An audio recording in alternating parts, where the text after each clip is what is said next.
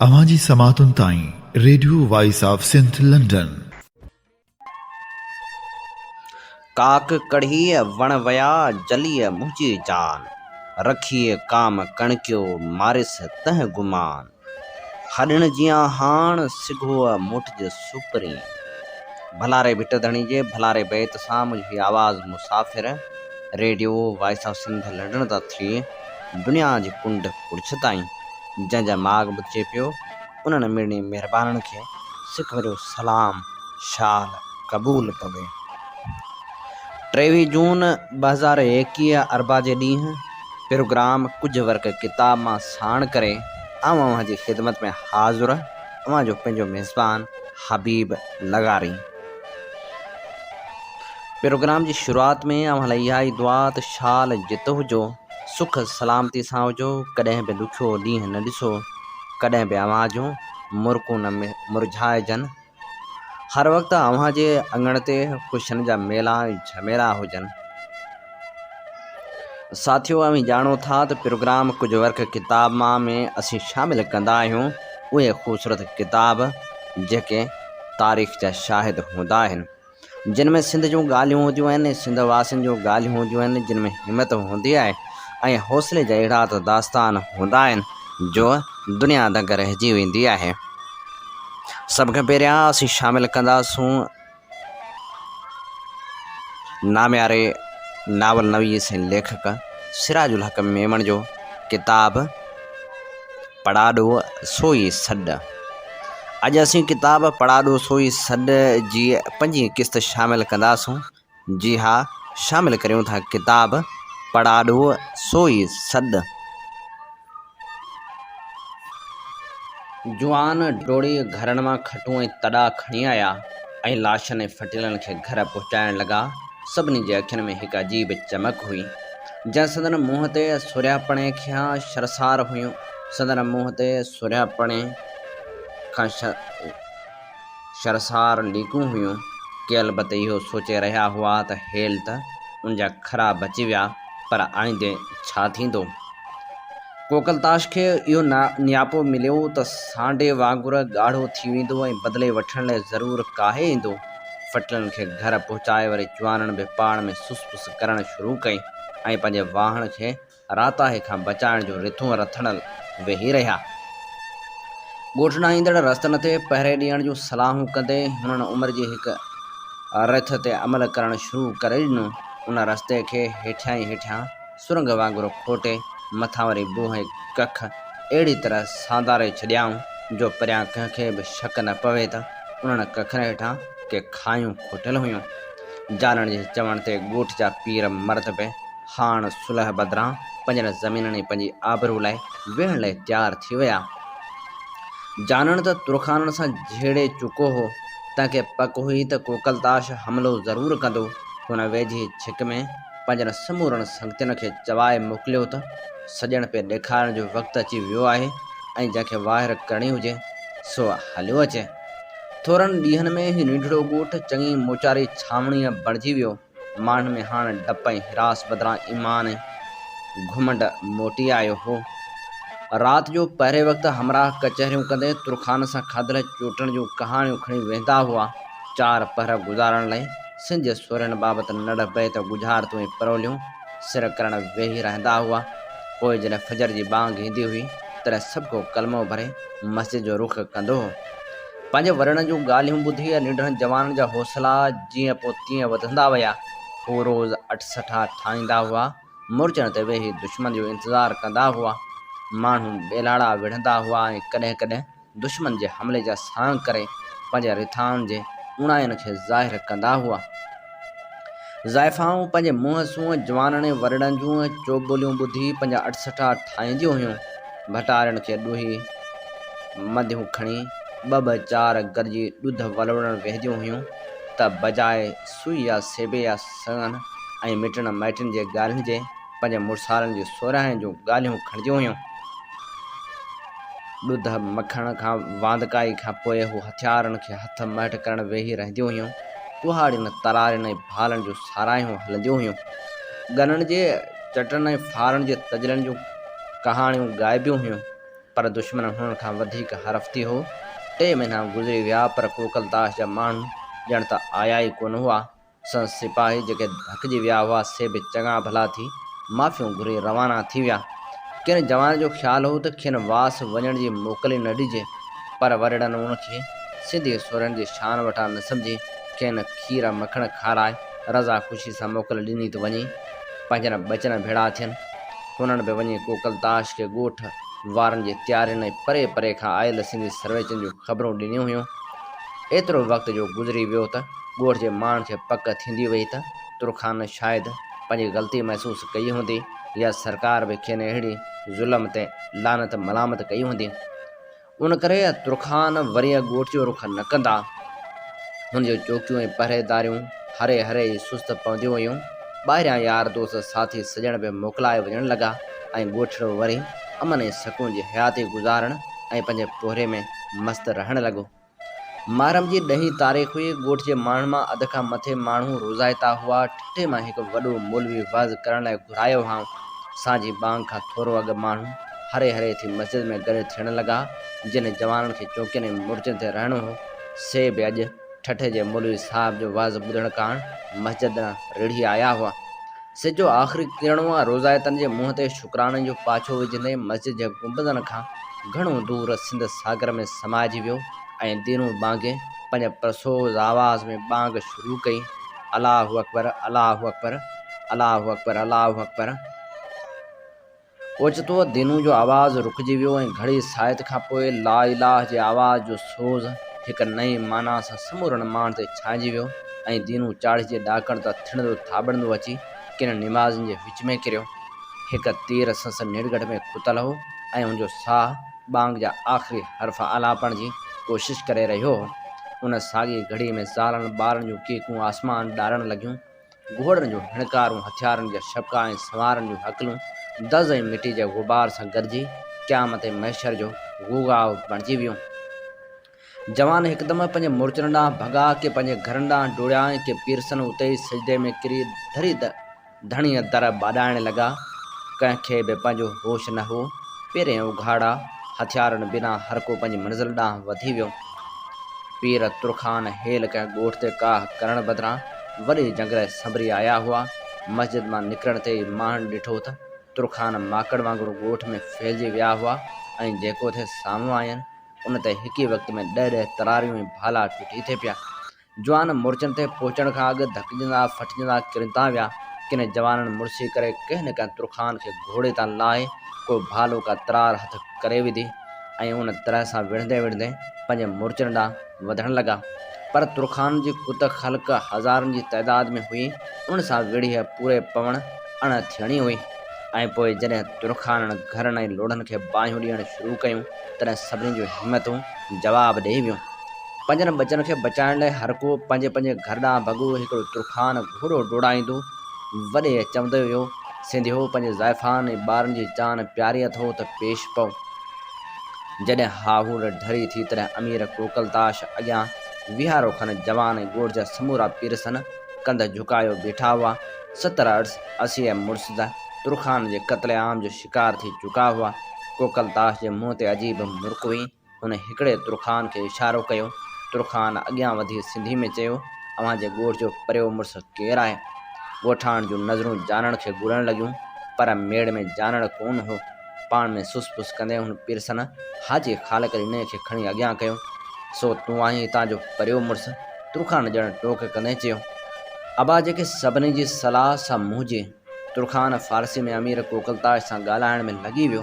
कुझु देरि खां पोइ वरी ॻोठ वारनि ॾांहुं मुंहुं करे चयाईं, हज़ूर जिन अव्हां जे अॻीं सरकशी ते सख़्तु कावड़ियल आहिनि पर ख़ुदा जे ख़ौफ़ ऐं हज़ूर क़िबला मिर्ज़ा बाक़ी बेग जी रहियत परवरी खे ख़्याल में रखी ही फ़ैसिलो कयो वियो आहे त या तव्हीं सभु ही ॻोठ ऐं ज़मीनूं ख़ाली करे हितां हलिया वञो या हिते रही हज़ूर जिन जी ज़मीन ते हारियुनि वांगुरु रही अधु पैदाश जो साल ब साल हुज़ूर जिन खे ठठे पहुचाए वञो। कंहिं बि जवाबु कोन ॾिनो। जवाननि मां केतिरनि चयो त हू लॾे वञण लाइ तयारु आहिनि पर पीरसन उन ते राज़ी न थिया। अबाणा कख छॾे भला किथे दरबदर थींदो, किथे दरबदर थिबो। नेठि सलाह बीठी त अधु अन ॾियण लाइ राज़ी थी जाए। हाजी ख़ालिक ॾिने चयो, अबा आहे त अंधेर, पर असीं अधा अन जो पहुचाए ॾींदासूं। सिपाही वरी अमीर कोकलताश सां ॻाल्हाइण में लॻी वियो ऐं पोइ वरी चयाईं, हुज़ूर जिन अव्हां जे जवाब खां ख़ुशि थिया आहिनि, पर अॻीं शोरश जे एवज़ 5 कुंवारियूं नीगरियूं हुज़ूर जिन जे हरम लाइ पेश करियो। हुन अञा 5 लफ़्ज़ी पूरा मस कया त उमिरि लोह पाए खणी बख विधसि। उहो सभु कुझु एतिरो ओचितो थियो जो कंहिंखे बि सम्झ में न आयो त छा थियो।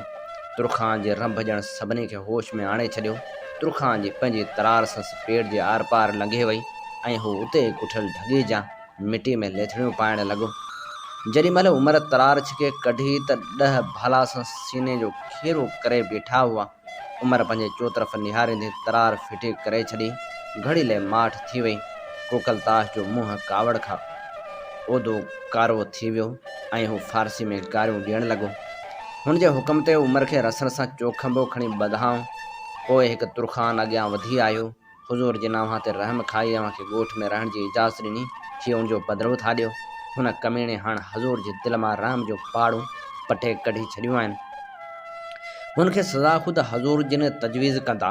अव्हां लाइ हीउ हुकुम आहे त ॻोठ में जेको बि अन्न आहे सो आणे पेश करियो। मूंखे हुज़ूर जिन नवाज़ करे हिन ॻोठ जो आमिल मुक़ररु कयो आहे। आउं 100 सिपाहियुनि सां हिते छावणी हणी रहंदुसि, जीअं अव्हां सिंधियुनि खे अतात ऐं फज़ीलत सेखारियां। यादि रखो, मुंहिंजो नालो शहबाज़ ख़ान आहे, जंहिंखां शैतान बि पनाह घुरंदो आहे। हाणे वञो खरनि में, घरनि में, भांडनि में जेको बि अन्न आहे सो गाॾियुनि ते लॾे हुज़ूर जिन सां रवानो करियो। जंहिं बि घर में को हथियार हुजे सो बि छावणी ते पहुचायो।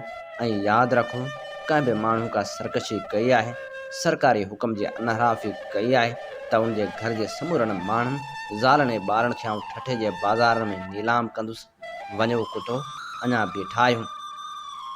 हुन जे इशारे ते तुरखान सिपाहियुनि भालनि जे लोकनि सां घरनि ॾांहुं वधण जो इशारो ॾिनो। सभु कंध हेठि करे पंहिंजे घरनि ॾांहुं वधण लॻा। उमिरि जा के साथी संगती कुझु वक़्तु बीठा रहिया, पर तरारनि ऐं भालनि जे चोकनि हुननि खे बि पंहिंजे यार खे छॾण लाइ मजबूर करे विधो। केतिरा घर सड़ी विया हुआ। घटियुनि मां लाशनि ऐं फटियल हमराहनि खे खणंदे ई खेनि फजर थी वई। जानण एतिरो त थकिजी पियो हो जो पहिरें त सम्झो वियो त धणी दर परतो। सॼी राति मुख़्तलिफ़ घरनि मां दांह कूकनि रड़ियण जा आवाज़ ईंदा रहिया। अहिड़ी क़यामत जहिड़ी राति हुननि शाह बेग वारी वारदात भेरे बि कान ॾिठी हुई। फजर निमाज़ ते जॾहिं निमाज़ी आया तॾहिं मस्जिद जे ॿाहिरां खूह ते हुननि जेको ॾिठो तंहिं संदन फटण ते नसूरो लूणु बुरकी छॾियो। ॻोठ जो शहज़ोर जवान उमिरि खूह में उबतो टंगियल हो। जॾहिं खेसि खूह मां कढियाऊं तॾहिं हुन में अञा साह बाक़ी हो, पर हुन जे बदन ते जिथे किथे ॾंभनि जा निशान हुआ, जितां कचो गोश्त सड़ी नीरो थी वियो हो ऐं किथां किथां उन नीरे रंग मां रत जा फुड़ा बुरकी ॿाहिरि थे निकिता। जिते संस अखियूं हुयूं उते हींअर कचे गोश्त जा 2 ॿूट ॿाहिरि लड़की पिया हुआ। हुनखे मस्जिद जे हिकु नुख ते सुम्हारे हकीम ॾांहुं माण्हू थे डोड़ायां। तॾहिं हुन पंहिंजे ॾकंदड़ हथ मथे खणी खेनि मनह कई ऐं पोइ हुननि जे ॾिसंदे ॾिसंदे उमिरि जे चपनि मां जीअं सिंध जो झीणो सॾु हुन जो साह बणिजी उॾामी वियो। जॾहिं जानण पंहिंजे हिन कूंदड़ पुट जो इहो हाल अखियुं ॾिठो तॾहिं अलाए छो हुन आह बि न कई। हूअ एतिरो त फटियल हो जो हुन लाइ उथण बि महाल हो, पर उन जे बावजूद हू सट ॾेई उथी बीठो ऐं झुकी संस नेरड़ ते चुमी ॾींदे आहिस्ते आहिस्ते भुणकंदे चयाईं, अबा सिंध खे परते, धणी खे परते। पिरह जी थदड़ी हीर ठठे मथां ईअं घुली रही हुई ॼण का सजनी पंहिंजे निंढाखरे साजन खे पलो सां वाव करे रही हुजे। मिठा मिठा से वणनि जे पननि खे माख जे मोतियुनि सां रिहाण कराइण लॻा ऐं सिंध जे वणनि में उहे माख जा मोती ॼण सिंध जे ॾुखनि ते आसमान जे मालिक जा लुड़क बणिजी विया हुआ। पोड़ीअ बीबी ख़ानम अमीर ख़ान जी ख़्वाब गाह ॾांहुं वेंदे चपनि में भुणकंदे थे वई। दीवान खाने में गालीचे ते जंहिंमहिल रत ऐं भॻल जामनि ऐं सरायनि जा टुकड़ा ॾिसी हुनखे रातो की राति यादि अची वई। सलेमान जो थधो थियल मढ़ जॾहिं पहरेदारनि खयो हो तॾहिं ईअं थे भायो ॼण त हूअ को सालनि जो मुग़ल हो। मझांसि हिकु गंदी बांस सॼे मोहल्ले में फैलिजी वई हुई। संस अखियूं कंहिं अचरज खां फाटल हुयूं, ॼण मुर्दे खे पंहिंजे मुअल हुजण जो यकीन ई न हो। संस चपनि ते कंहिं गजो राड़ी जूं कड़ियूं ॿधिजी वियूं हुयूं। अमीर ख़ान हिकु टिक हुन जे मुंहं में निहारींदो रहियो हो। ख़ुदि अमीर ख़ान जे मुंहं ते ॼण का ताज़ी हैड हारे छॾी हुई। संस अखियूं जेके हूअं ई अंगूरी खां पोइ अधो खारियूं बंदि रहंदियूं हुयूं, से अॻिए खां अॻियूं खुलियल हुयूं। ॿुढड़ी बीबी ख़ानम खे मथसि कहल अची वई हुई। हुन अमीर ख़ान खे कॾहिं बि एतिरो ॾिनल न ॾिठो हो। हुन जे भरिसां पहुची जॾहिं खेसि हथ लातो हई तॾहिं हू सौ जे सुकल पन जियां थिड़कण लॻो हो ऐं बीबी ख़ानम ॾिठो हो त हुन जे अखियुनि जे कुंडनि में लुड़क भरिजंदा थिया आया। बीबी ख़ानम जे हीअं में कोहनो सूर जागी पियो ऐं हुन दिलि दिलि में धणी दर ॿाॾाईंदे हुनजी वॾी उमिरि लाइ दुआ घुरी हुई। हुन जे ॿुढड़े उरह में हुन तुरखान लाइ ममता जूं लतीफ़ लहरियूं जागी उथियूं हुयूं ऐं संस हथ वठी खेसि ख़्वाबगाह ताईं वठी आई हुई। खेसि पलंग ते विहारे उहा लैला खे वठण लाइ मुंहिंजे कमरे ॾांहुं वधी आई। लैला जा पेर पंहिंजे कमरे में पंहिंजे पलंग खां हेठि लड़की रहिया हुआ। संस अधु खुलियल उरह ॼण त सियाटी खां ॾकी रहियो हो। संस अखियूं छत में टंगियल फानूस में खुतियल हुयूं। संस हिकिड़े हथ हंध जे रेशमी चादर ते बेसुध थियो पियो हो ऐं ॿियो हथ संस दुन ते ऊंधो रखियो हो। बीबी ख़ानम हरे हरे थी अची संस सिरांदी खां बीही रही ऐं आहिस्ते आहिस्ते पंहिंजे झूर पोढ़े गुंजियल हथ सां मुंहिंजे वारनि में आङुरियूं फेराइण लॻी हुई। धीअ, अॼु हू बेहद उदास आहे, वञी संस दिलि विंदराए। ॿुढड़ी बीबी ख़ानम जे आवाज़ में इल्तिजा हुई। आउं न वेंदुसि हुन वटि, हूअ काइर आहे, बुज़दिल आहे। हुन मूंखे हिकु सिंधी अॻियां बेपर्दो कयो आहे। आउं न वेंदुसि। लैला जे अखियुनि में लुड़क अची विया। बीबी ख़ानम मुझी पई। हुनखे लैला जी होड़ जी ख़बर हुई। हुन जेकॾहिं खेसि वञण लाइ ज़ोर भरियो त हू खंजर पंहिंजे पेट में टुंबे ॾींदी, पर अमीर ख़ान उदास हो। संस दिलि घायल हुई। हुन ते दिलदारी जो पहो रखणु फ़क़्ति लैला जे हथ में हो। हुन जे अंदर जी औरत जागी पई। हुन चयो, अॼु तुंहिंजे अखियुनि में चमक पई ॾिसां। तुंहिंजे उरह जी ही मूंझ मूं अॻु कॾहिं बि न ॾिठी आहे। मतां छोरी सिंधी खे दिलि ॾेई वेठी आहे। लैला खे ॼण का नांग ॾंगे विधो। जंहिं पीड़ा खे अञा हू सम्झण जी कोशिशि करे रही हुई, सा हिकु तीर बणिजी हुनजे दिलि में चुभण लॻी। हिकु जड़ बणिजी हुनजे जिस्म खे साड़ींदे वई ऐं हूअ उनजी लहस खां उभी थी वई। संस अखियुनि मां ॼण नज़र गुम थी वई ऐं बिना कंहिं दीद जे हू बीबी ख़ानम खे घुरण लॻी। पर हुनजे अखियुनि में तुर्किस्तान जा वसीह मैदान हुआ, तनावर वण हुआ, वहशी अणपालियल घोड़ा हुआ, मोकरियुनि छातियुनि, मज़बूत ॿाहुनि ऐं नीरनि अखियुनि वारा दिलावर मुड़ुस हुआ। ऐं पोइ हुनजे अखियुनि में सोढल मोटी आयो। हुनजे अखियुनि में लुड़क मोटी आया ऐं चपन ते ॿ कंदड़ मुर्क मोटी आई।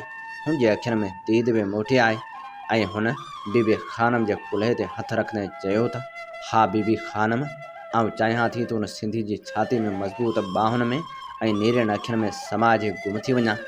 बीबी ख़ानम जीजल, मूंखे उहो सिंधी आणे ॾे या मूंखे वटसि पहुचाए अच।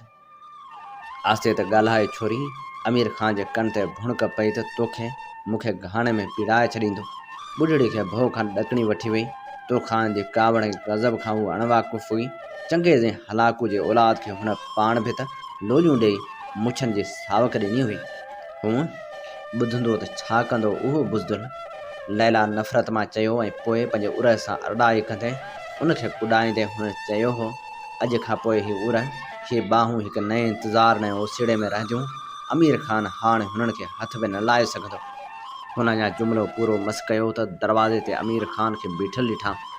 बीबी ख़ानम सुकल पन जियां ॾकण लॻी ऐं हुनखे लैला जे सिर जो ख़ैरु नज़र न आयो। अमीर ख़ान अंदरि अची अखियुनि में बीबी ख़ानम खे वञण जो इशारो ॾिनो। हू ॿाहिरि हली वई हुई ऐं हींअर जॾहिं उहा मोटी हुनजे ख़्वाबगाह न वधी रही हुई तॾहिं दिलि ई दिलि में मुरकण लॻी हुई। हू रोज़ लैला जे सीने ते अमीर ख़ान खे सुतल ॾिसण जी आदी थी वई हुई ऐं उहो मंज़र हुनखे ॾाढो वणंदो हो। केतिरो वक़्तु ॿिनि ख़ूबसूरत जिस्मनि खे पाण में वेढ़ियल सेड़ियल ॾिसंदी रहंदी हुई। पोइ अॻिते वधी चादर सां खेनि ढकींदी, सॾु करे जाॻाईंदी हुयनि। अॼु बि साॻी मंज़र ॾिसण लाइ हो मुरकंदे ख़्वाब गाह में दाख़िल थी, पर हंधि ख़ाली ॾिसी खेसि रातो की ॻाल्हि यादि अची वई। हू लैला जे ख़्वाब गाह में पहुती हुई त उते लैला खे बि अकेलो सुतल ॾिठाई। हुनखे हदक पइजी वियो, मतां सिंधियुनि वरी का बग़ावत कई आहे ऐं रातो राति मिर्ज़ा बाक़ी बेग खे सॾायो हुजे। पारेदारनि खां पुछण खां सवाइ हुन घोड़े जे कड़ह ॾांहुं रुख रखियो। अमीर खान जे अबलख सभिनी घोड़नि खां जुदा हिकु ख़ासि कुड़ह में ॿधल हूंदो हो। उते पहुची हुन कड़ह जो खुरसण हटायो। घोड़नि जे पेरनि वटि लिॾ जे ढेर ते अमीर खान सुतल हो ऐं संस पेरांदी खां अदराकी वेड़ियो सेड़ियो सुतो पियो हो। अमीर खान जे वारनि ऐं कपिड़नि ते लिॾ थिफियल हुई। संस हिकिड़ो गल त ताज़ी लिॾ सां लितल हो। बीबी खानम वेझो वञी पहिरीं अदराकी खे उथारियो। अदराकी छिरक भरे उथी वेठो। बीबी खानम खे पाण ॾांहुं घुरींदे ॾिसी संस होश हवास दुरुस्त थियण लॻा।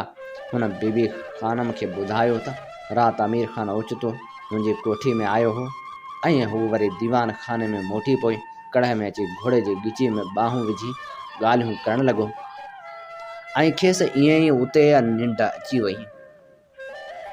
बीबी खानम अदराकी खे मोकिले हिकु साफ़ चादर घुराए वरिती। पंहिंजे गुंदीअ जो पलांद आलो करे हुन आहिस्ते अमीर खान जो मुंहुं ऐं वार साफ़ करणु शुरू कया। थधे थधे पाणी लॻण सां अमीर खान पासो वराए वरी सुम्ही रहियो। बीबी खानम लाचार खेसि दूंदाड़े जाॻाइण जी कोशिशि करण लॻी। नेठि अमीर खान अखियूं खोलींदे पंहिंजे चौधारी निहारियो। पाण खे कड़ह में लिॾ मथां सुतल ॾिसी हुन चयो असांखे हिते कहां थो। बीबी खानम को बि जवाबु ॾिनो। फ़क़्ति साफ़ चादर खणी संस कुल्हण आॾो ॾिनाई। हरे हरे करे राज जा समूरा वाक़िया अमीर खान जे दिलि ते हुरी आया ऐं कावड़ खां हुनजूं मुठियूं भेड़जंदियूं हुयूं। हू चादर ढके हली दीवान खाने ताईं आयो। ग़ालीचे ते पियल रत खे ॾिसी ऐं हुनखे पंहिंजे वफ़ादार ख़्वाजा सराज सलमान जी यादगिरी अची वई ऐं हुन नेड़ी ॼमियल रत मां चिपटी भरे तरियुनि में मलींदे पंहिंजे मुंहं ते मखे छॾियो ऐं भुणकंदे चयाईं त आउं पंहिंजे पीउ जो ऐं तुंहिंजो बदिलो ज़रूरु वठंदुसि। सलमान मूंखे आहे परवरदिगार जो कसम आउं बदिलो ज़रूरु वठंदुसि। हुन ताड़ी वॼाए पहरेदारनि खे घुरायो ऐं खेनि घोड़ो संभालण लाइ चई पाण तड़ करणु हली वियो। मिर्ज़ा बाक़ी जे महल ॾांहुं वेंदे हूअ पोइ राति बाबति सोचणु लॻो। जीअं जीअं सोढल यादि ईंदो वियुसि तीअं तीअं हुनजे रत जो दौरो तेज़ थींदो वियो। हुनखे लैला यादि अची वई जंहिं चयो हो त तोखे पाण वटि सुम्हणु तॾहिं ॾींदुसि जॾहिं हुन सिंधी खे गिरफ़्तार करे मुंहिंजे अॻियां पेश कंदे ऐं पोइ धिकार मां खंजर जी नोक सां हुनखे पंहिंजे ख़्वाबगाह मां कढी दरवाज़े खे कड़ो ॾेई छॾियो हुआईं। मिर्ज़ा बाक़ी बेग अॻे ई हुनजे इंतज़ार में हो ऐं परियां ई चयाईंसि अमीर खान तो जहिड़नि दलेर सरदारनि जे हूंदे तुरखाननि अरगुननि खे हेॾियूं बेइज़तियूं सहणियूं थियूं पवनि। तुरखान अमीरनि खे जागीरनि सां अन को नथो मिले। कोकलताश जहिड़े सरदार खे घर वेठे सिंधी बेइज़तो कयो था वञनि। हित ठठे में असांखे किलियो खुलायो गारियूं थियूं मिलनि। आख़ुंद सालह दारुल उलूम में फ़ारसी पढ़ाइण खां इनकार करण जी जुरत थो करे ऐं असांजे फरमान जे जवाब में असांखे नसीहतूं थो करे। अमीर खान कंध झुकाए बीही रहियो। टेडी अख सां कोकलताश अरगून खुसरो खान बरक अंदाज़ खान ऐं मिर्ज़ा बाक़ी बेग ॾांहुं ॾिठाई। सभु डप खां चुप हुआ। मिर्ज़ा बाक़ी पंहिंजे ॾाढ़ी में मुठ विझंदे चयो असांखे सल्तनत जूं ॻाल्हियूं संभालणियूं आहिनि। असीं केतिरो वक़्तु उन्हनि निढियुनि निढियुनि शोरशनि खे मुंहुं ॾींदासीं। जेकॾहिं उहे हाल रहिया त सिंधी असांखे जूता हणी वरी कंधार पहुचाए ईंदा। होॾे शहनशाह ॾन मिलण करे छितो थी पियो आहे ऐं काल्ह एलची आयो आहे त ज़ुल सुभाणे लाहौर में मुनज़ल अंदाज़ आहे ऐं असीं वञी संस क़दम बोसी लाइ हाज़िर थियूं। हुनखे कहिड़ी ख़बर त तुरखाननि ऐं अरगुननि जो खून पाणी थींदो वञे ऐं हू गारियूं खाई चुप करे वेही था रहनि ऐं हर ॻाल्हि जो तदारक असांखे करिणो थो पवे। अमीर कोकलताश जी जागीर जी बहाली लाइ असांखे खेसि लश्कर ॾियणो पियो। ठठे जे सैदनि जी एॾी मजाल थी आहे जो तुरखाननि खे पंहिंजे महले मां नथा लंघण ॾियनि जो हू दारूं पी घरनि में घिड़ी था पवनि। वेंदे काफ़रनि जी एॾी हिमत थी आहे जो पंहिंजा फ़ैसिला नबेरा असांजे काज़ियुनि अॻियां कराइण बदिरां आख़ुंद सालह वटि था वञनि। अमीर खान असीं ठठे जी अमलदारी तोखे था सौंपियूं। असीं ॾिसण था चाहियूं त तूं कीअं थो शोरश खे मुंहुं ॾी। कोकलताश अरगून कुझु चवण थे चाहियो पर मिर्ज़ा बाक़ी जे मुंहं ते कावड़ जा ककर ॾिसी वरी चुप थी वियो। हुनखे ख़बर हुई त मिर्ज़ा जी कंहिं ॻाल्हि ते एतिराज़ करण जी माना सॼे ख़ानदान खे माराइण हो ऐं अमीर खान असीं तोखे 5000 ई मरतबो था बख़्शूं। असांखे उमेद आहे त असांखे मायूस न कंदे। चौधारी मुबारक सलाम जो शोर बर्पा थी वियो। अमीर ख़ान अदब मां कंध झुकाईंदे चयो, हुज़ूर जिन जो हर हुकुम पूरो थींदो। ओॾी महिल तोशी ख़ाने जो नाइब आमिल हाज़िर थियो ऐं चयाईं, हुज़ूर जो इक़बाल बुलंद हुजे। हज़ूर कणिक जो ज़ख़ीरो ख़तमु थींदो थो वञे। सुरनि हणी समूरी कणिक जो ॿेड़ो ॿोड़े छॾियो आहे ऐं सॼी कणिक मिटी बणिजी वई आहे ऐं खाधे जे लाइक़ु न रही आहे। अमलदार ऐं सिपाही उहा कणिक खाइण खां इनकार करणु लॻा आहिनि। हुकम हुजे त उहो अन उछलाए छॾियूं। अॼु ॿेपहरी ते उन कणिक जूं मानियूं ठाहे पेश कयूं वञनि ऐं तोशे ख़ाने जा अमलदार असां सां मानी खाईंदा। उहो बि हुकम ॾिनो वञे त कुझु मानियूं मिटी जूं पचाए आंदियूं वञनि। तोशे ख़ाने जो नाइब जी हज़ूर चई हलियो वियो। घड़ी खां पोइ चौबदार अर्ज़ु कयो, तुरखान जे महले में शोरश कंदड़ 2 सिंधी हाज़ुर आहिनि, पेश कया वञनि। मिर्ज़ा बाक़ी बेग जे अखियुनि में खूनखार चमक पैदा थी वई। घड़ी खां पोइ 2 अधड़ोट उमिरि जा सिंधी चोखंबा ॿधल पेश कया विया। मिर्ज़ा बाक़ी खेनि ॾिसी तख़्तां हेठि लही आयो ऐं चरियुनि वांगुरु रड़ियूं कंदे बेतहाशा खेनि थफड़ ऐं मुकूं हणणु लॻो। जॾहिं संसा हथ थकिजी पिया तॾहिं हुन चौबदार ॾांहुं मुंहुं करे चयो, हिननि खां को सिंधी में पुछे त ॾोह क़बूल कनि था या न ऐं आईंदे अतात लाइ इक़रार कनि था या न। हिकिड़े तुरखान अमीर अॻिते वधी सिंधी में चयो, अड़े ॾोह क़बूलियत जीअदान मिलंदो। सिंधी ख़ामोश रहिया। फ़क़्ति हल्की मुर्क संदन चपन ते खेॾणु लॻी। हिकिड़ो थोरो ॾाढिया खिलंदे चयो, तुरखान जे महले मां लंघण जो ॾोह आहे त असीं बराबरि ॾोही आहियूं, पर अव्हां हिकु तुरखान अमीरज़ादे सां हथ चुरांद कई आहे। तुरखान अमीर कावड़ में चयो, हुन पाण असांखे सॾु कयो ऐं पंहिंजी उर ॾेखारींदे चयाईं त हथ लाइ ॾिसो त हीउ कंधारी ॾाढो पकल आहे या न। असां त रुॻो हुनजो चवणु मञियो। हू बि त तुरखान आहे ऐं तुरखान हाकमनि जो हुकुम कीअं न मञियो। हुन पंहिंजे खिल रोकींदे चयो। तुरखान अमीर पंहिंजी कावड़ रोकींदे मिर्ज़ा बाक़ी ॾांहुं मुंहुं करे चयो, हुज़ूर हीअ पंहिंजो ॾोह क़बूलनि था। हूं चई त आईंदे वरी तुरखान अमीर जे महले में न ईंदा ऐं असांजे अता जो कसम खण। तुरखान अमीर वरी सिंधियुनि ॾांहुं मुंहुं करे चयो, छुरा चओ त हुज़ूर जो सिर सलामत। अमीं असांजा ग़ुलाम आहियो त जान बची पवंदो न त। धारनि जी हुकूमत ते लख लानत। मिर्ज़ा बाक़ी सगस्त। ॿिन्ही सिंधियुनि हिकु ज़ुबान थी फारसी में चयो। सभिनी अमीरनि खे ॼण ॾेंभूं चिंबड़ी विया। मिर्ज़ा बाक़ी बि तख़्त तां उभो थी वियो ऐं हुन ॼण विफलंदे चयो, हुनजी जेरे खल लाही वञे। असांजे साम्हूं हींअर जो हींअर चौबदार 4 सिपाही तरारियूं खणी सिंधियुनि अॻियां अची बीही रहिया। तुरखान अमीर मज़ो ॾिसण लाइ अॻिते वधी घेरो ठाहे बीही रहिया। हिकिड़े सिपाही अॻिते वधी तरार जी नोक हिकिड़े सिंधी जी निरड़ ते रखी वठी चहक ॾिनो। रत जी तिखी कोसी धार सिंधी जे निरड़ मां निकिरी सिपाही जे सफ़ेद जामे खे रंगे छॾियो। हिकिड़ो सिपाही हरे हरे तरार जे चहक ॾींदो वियो ऐं ॿियो खल खे छिकींदो लाहींदो वियो। जॾहिं गलनि जो कचो कचो मांस ज़ाहिर थियो तॾहिं हिकिड़े तुरखान अमीर खां दिलि झले न थी ऐं हुन उते ई पेट खे हथ ॾेई उल्टी करे विधी। मिर्ज़ा बाक़ी हुनखे अहिड़ियुनि नज़रनि सां ॾिठो ॼण संसि खल लहिराइण जो हुकुम ॾियण वारो हो। अमीर खे पंहिंजो डपु वठी वियो ऐं हू वात उघंदो आत ॾींदो पोइ ते हटंदो वियो। अमीं ॿुधी रहिया हुआ नामियारे लेखक नावल नवीस सिराजुल हक़ मेमण जे नावल पढ़ा दो सोई सॾ जी 5हीं क़िस्त। सुभाणे ईंदड़ प्रोग्राम में 6हीं क़िस्त शामिल हूंदी। ही तारीख़ी नावल असां अव्हांजी ख़िदमत में क़िस्तवार पेश करे रहिया आहियूं। अमीं ॿुधी रहिया आहियो प्रोग्राम कुझु वर्क किताब मां ऐं आउं जो मिसबान आहियां हबीब लगारी। इहो प्रोग्राम अमीं ॿुधो पिया दुनिया जे पहिरियों Sindhi web radio voice of Sindh London तां। Radio voice of Sindh London ऐं voice of Sindh television Sindh जे तर्जुमान वारो किरदारु अदा करे रहिया आहिनि।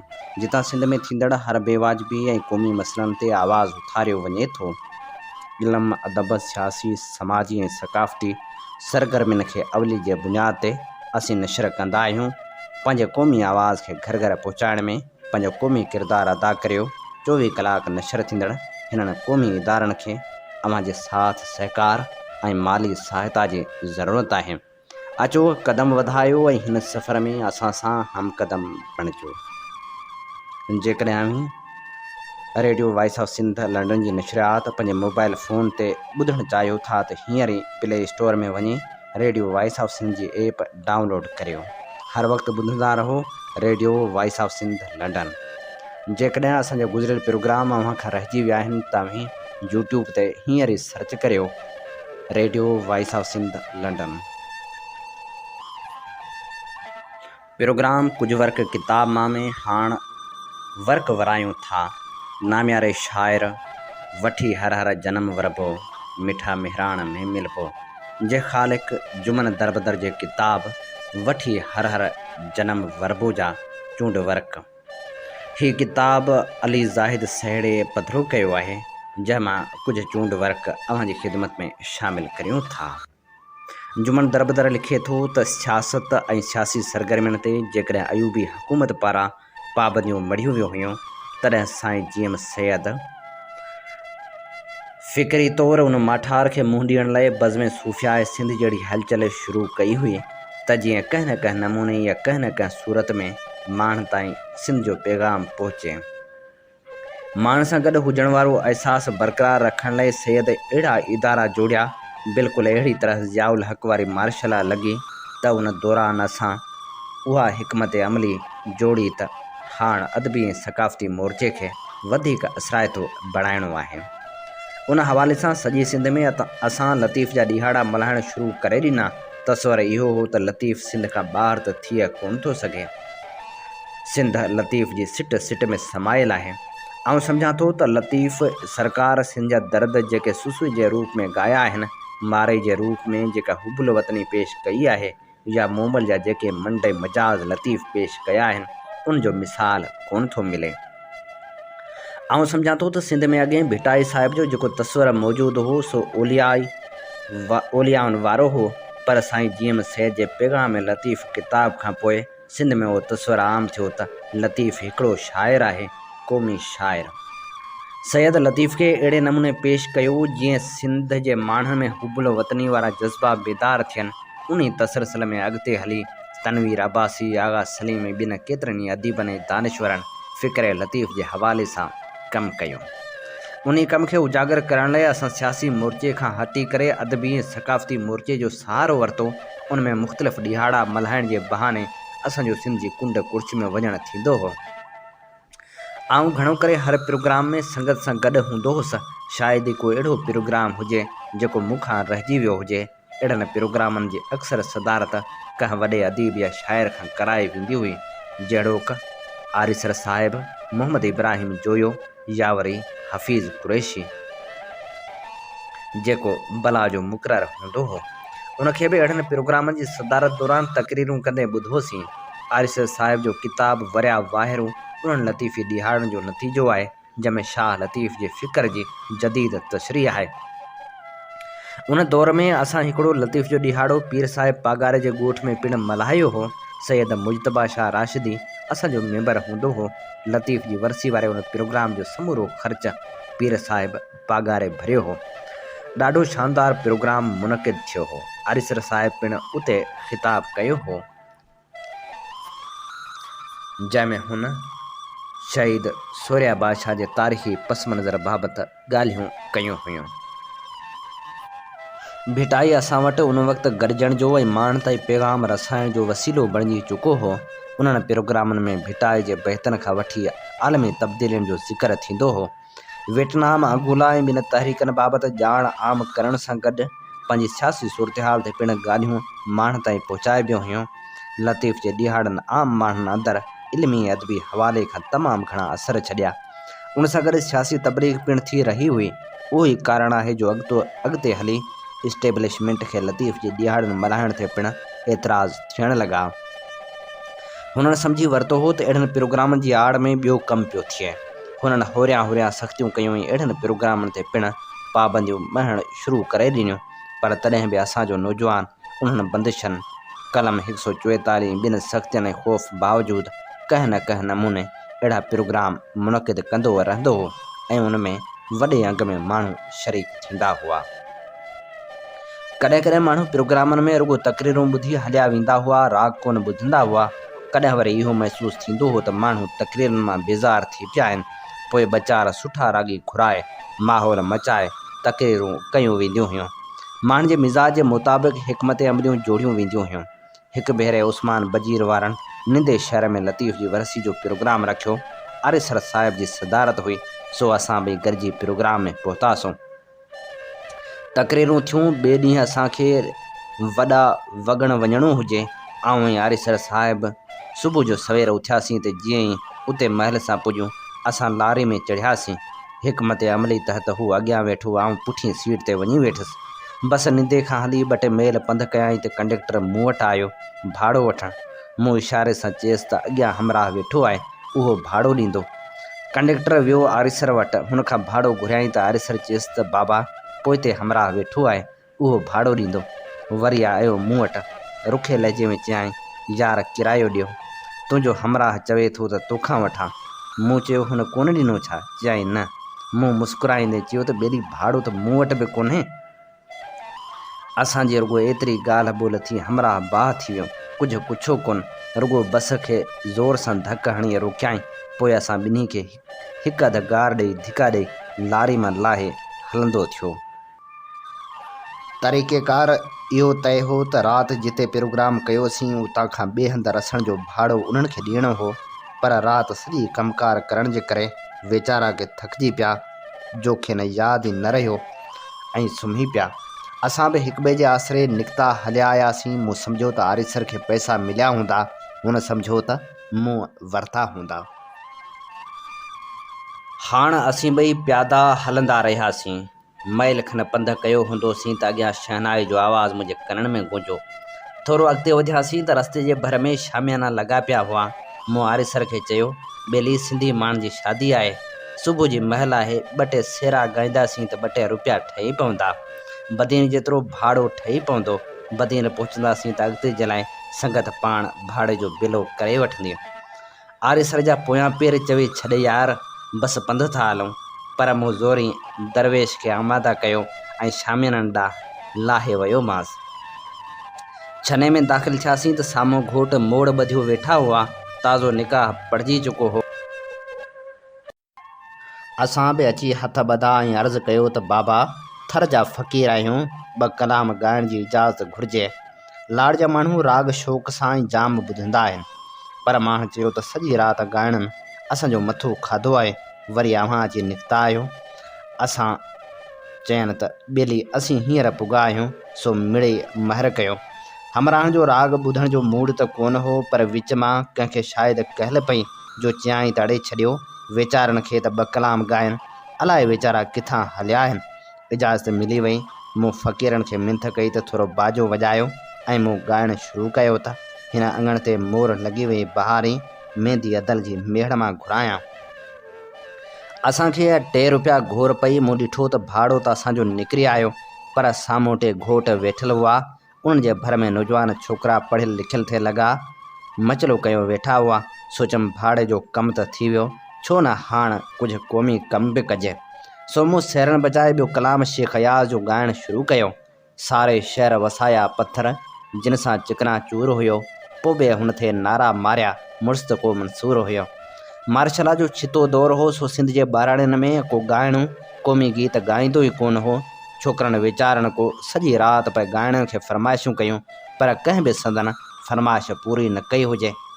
मुंहिंजो उहो गज़ल ॻातो त छोकिरा मस्ती मां उथी पिया अची झुमरियो विधाऊं जो बसी न कनि। कलाम पूरो थियो त चयाऊं, बाबा ॿियो कलाम यादि आहे? मूं चयो, हा। वरी न्याज़ हुमायूनी जो कलाम ॻायोसीं। पोइ त फरमाइश मथां बि फरमाइश, खोड़ सारा कलाम ॻातासीं। घोर बि जाम थी। आऊं ॻायां वेठो, आरिसर ॿुट ॿधी पैसा मिलण ते आख़िर में ॻणियासीं त असांखे 1200 रुपया पिया। असां पैसा ॻणी अॻिते रवाना थियासीं। हिकिड़ो नौजवान असांजे पोयां आयो, जंहिंजे हथनि में आरिसर जो रिसालो पैगाम हो। उन रिसाले जे पुठियां आरिसर जी तस्वीर बि हुई। हुनखे शक पियो त हीउ ॻाइणा कोन्हे। मुंहिंजे भर में अची मूंखां होरियां पुछाईं त अदा अव्हां केरु आहियो? मूं चयो, अदा असीं थर जा फ़क़ीर आहियूं। आऊं माई भाॻी जे कुड़म मंझां आहियां ऐं हीअ मुराद फ़क़ीर जे ख़ानदान मां आहे। पर हमराह मुतमैन न थियो। चवण लॻो, न लॻे थो अव्हीं फ़क़ीर न आहियो। हीअ हमरा त पक सां आरिसर आहे। मूं खेसि चयो, ॿेली माफ़ कजां, आहे बराबरि आरिसर, पर भाड़े में खुटा आहियूं, क़ौमी कम सां निकितल आहियूं। सो कंहिंखां घुरण खां भलो आहे त फ़न मां कमाए अॻिते वधूं। उन करे हिते आयासीं। छोकिरनि वीचारनि असांखे सुञातो, ॾाढी इज़त ॾिनाऊं, असांखे उताक ते वठी विया, सुठे नमूने सां मानी खारायऊं ऐं असांखे उतां खां बदीन छॾे आया।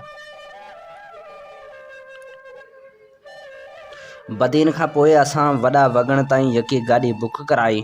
हूअं भाड़ो कोन हो जो लारी वारी वाट ते लाहे छॾियो हो, पर हाणे ॿिनि चइनि कलामनि ॻाइण जे करे एतिरा पैसा साण हुआ जो पैसनि जी गिणती न रही हुई, रुॻो वक़्तु बचाइण जो उल्को हो।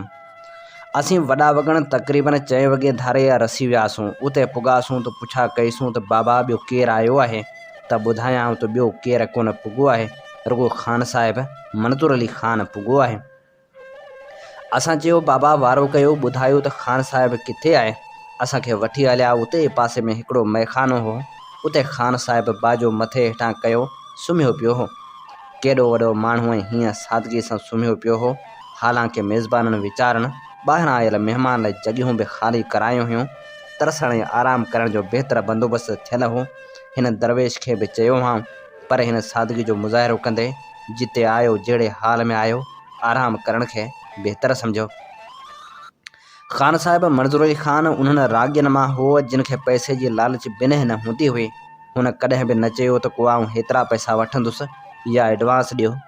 बसि रुॻो लतीफ़ जो नालो वठो त ख़ान साहिबु कॾहिं अव्हां खां भाड़ो बि न वठंदो, अची पाणी रसंदो। आरिसर साहिबु वञी ख़ान साहिब खे भाकुर में भरियो। पोइ असीं खेसि वठी आयासीं हिकिड़ी जाइ ते, जिते असां खोड़ सारियूं कचहरियूं कयूं। प्रोग्राम में जॾहिं क़ौमी गीतनि जो वारो आयो त मूंखे सॾायो वियो। मूं सर्वेज सिजावली जो गीत मारू ज़िंदाबाद भिटाई मारू ज़िंदाबाद ॻातो।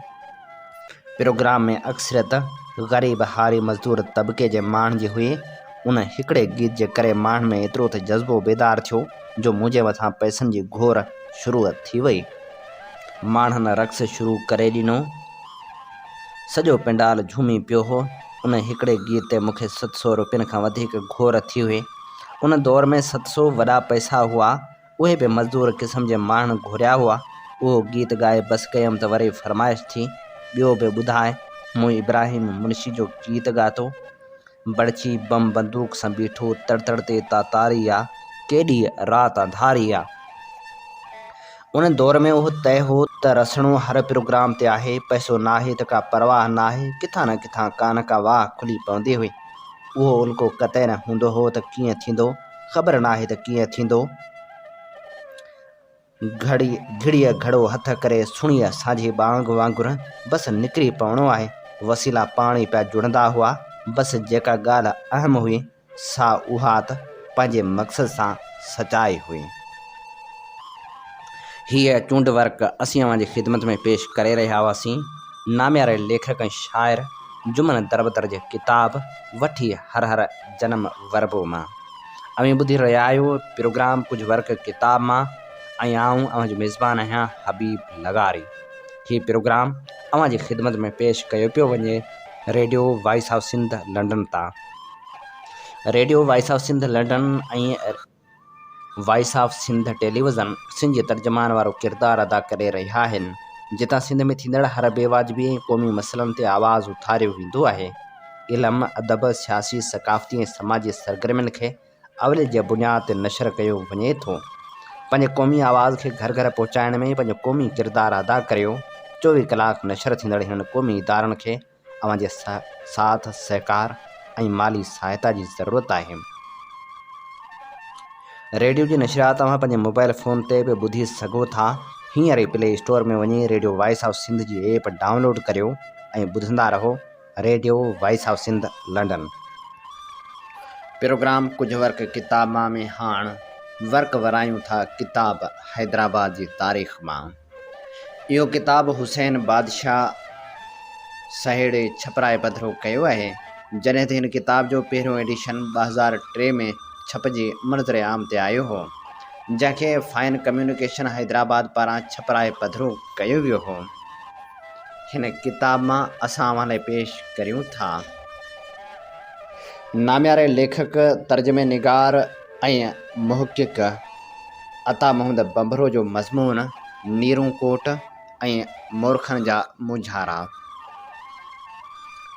नीरूं हैदराबाद जे मागनि वटि कोन हो, छो त हैदराबाद वारो माग नसरपुर वारे सिंधु जे वहिकरे खां विहारो मैल ओलह में आहे ऐं हैदराबाद ऐं नसरपुर जे विच ते फुलेली फाट खां सवाइ ॿियो को दरियाही वहिकरो बि मौजूदु कोन हो जेको 1758 ईस्वी खां अॻु जो वहिकरो हुजे।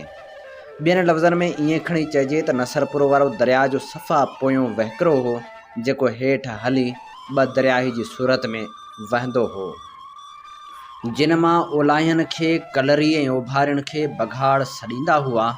जनरल हेग जे नक्शनि में दीबल बंदर कलरी बघाड़ फाटनि जे संगम वारे थाक ते 4 मैल हेठि ॾेखारियल आहे।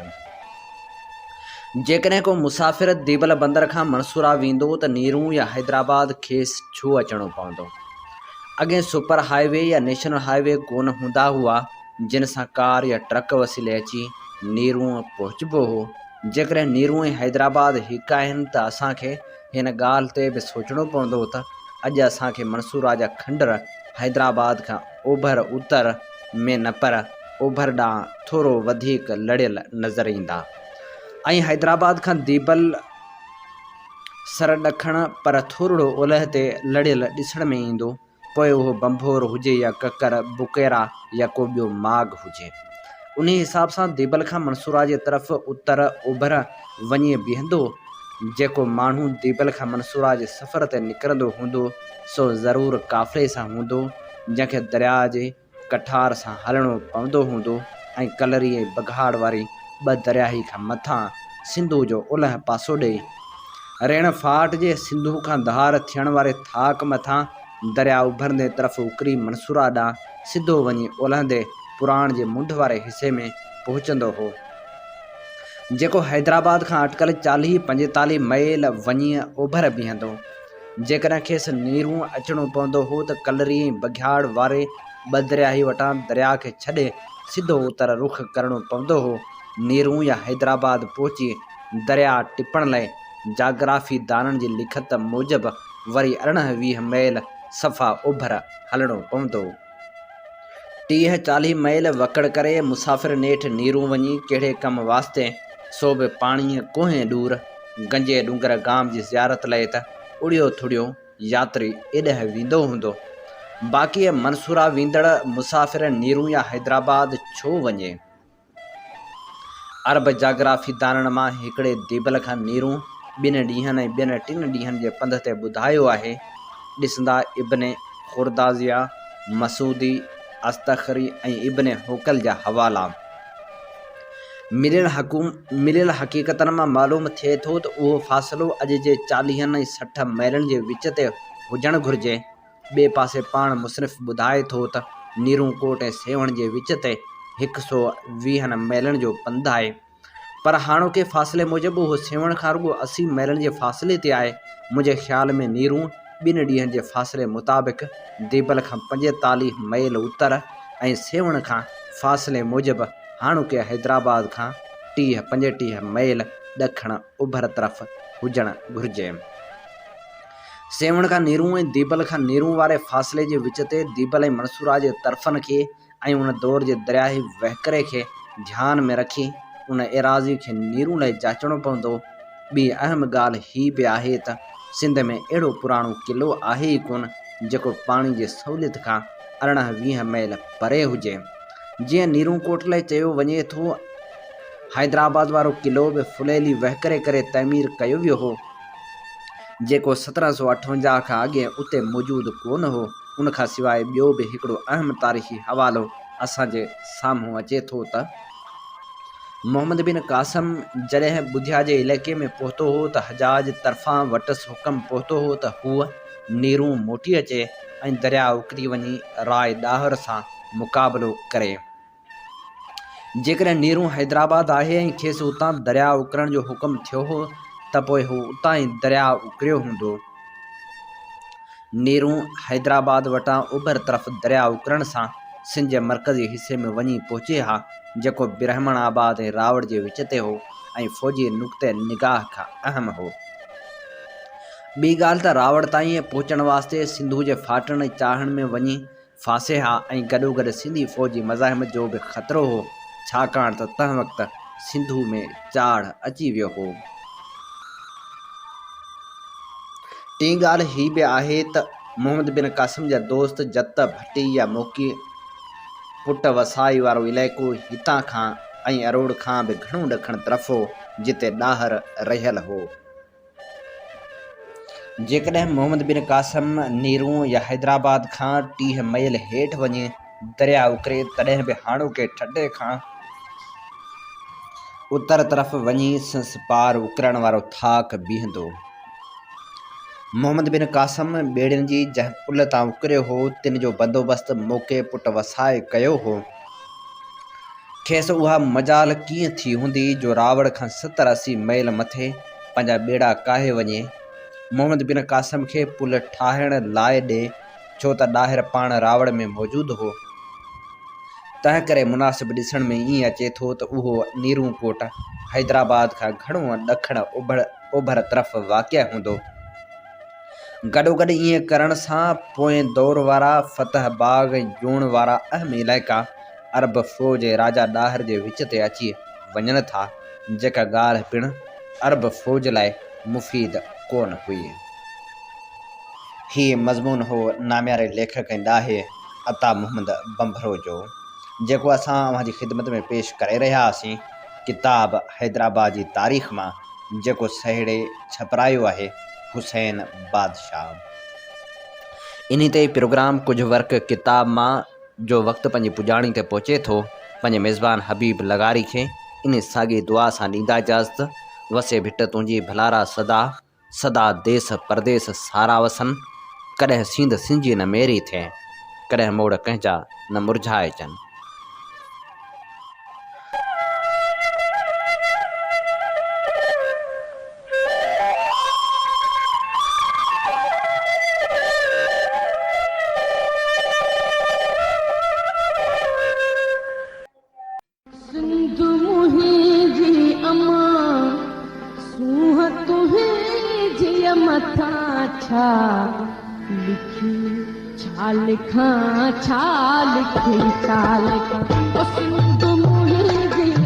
दुनिया जा सिंधियो हिक मुठ थी सिंध बचायो।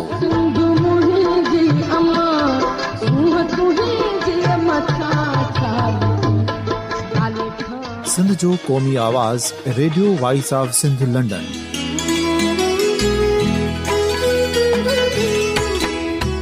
Radio voice of Sindh London पंहिंजी नशरियात में सिंध जी सियासत, समाज, इक़्तिसादियात, तारीख़, क़ौमी उमंगुनि ऐं अख़लाक़ियात मुतलिक़ सिंध जी हक़ीक़ी तर्जुमानी कंदे प्रोग्रामनि खे असराइतो बणाइण लाइ सिंध जे घण घुरनि ऐं धरतीअ सां प्यार कंदड़ अदीबनि, दानिशवरनि, सहाफ़ियुनि, उस्तादनि, वकीलनि ऐं हर तबिके जे मानवारनि सजणनि खे सिंध में शऊरी इनकलाब लाइ सहकार जो सॾु ॾियूं था। अचो त गॾिजी सूफ़ियुनि ऐं संतनि वारी सिंध जो ओज हिक मुठ थी वरी वापसि आणण वारे सफ़र जा साथारी बणिजऊं।